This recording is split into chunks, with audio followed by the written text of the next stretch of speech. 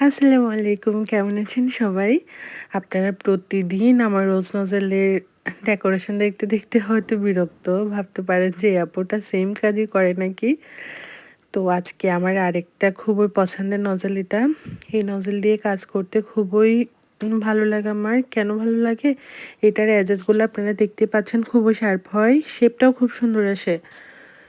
তারপরে হচ্ছে এটা যখন আপনি এরকম কোনো বারবি ড্রেস বা হচ্ছে আপনার ডোরেমন বা যেকোনো বল, আমরা বল কেকগুলা, বল ফুটবল থিম কেকগুলা বা যখন আমরা মানে কিছু ভরাট করি, তখন ওই ভরাট করার জন্য এই নজলটা খুব কাজে দেয়। আর এটা দিয়ে রোজের ডিজাইনও খুব সুন্দর হয়। বর্ডার লাইন তো আরও সুন্দর হয়, আপনারা দেখতে পাবেন। এটা দিয়ে আমি নিচে সাইডে বর্ডারও করে দিব। তো এই নজলটা হচ্ছে 108E। এটা আমি বেকিং টুলবক্স থেকে নিয়েছিলাম এবং আমার এরকম 2টা নজল আছে। আমি প্রায় সময় যে নজলগুলো দিয়ে কাজ করে সুবিধা পাই, আমি ১ম বার একটা পারচেজ করি। পরে আমি দেখা যায় যে সেকেন্ড টাইম আমি এটা আবার নিয়ে নিই।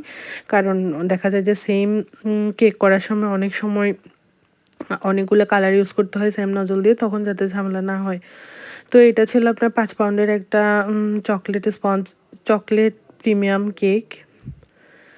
তারপরে আমি বেক করেছিলাম 12 ইঞ্চ রাউন্ড মোল্ডে, আর বোর্ডটা ছিল 16 ইঞ্চ। এটা অনেক দূরে গিয়েছিল কেকটা, প্রায় 30 কিলোমিটার দূরে।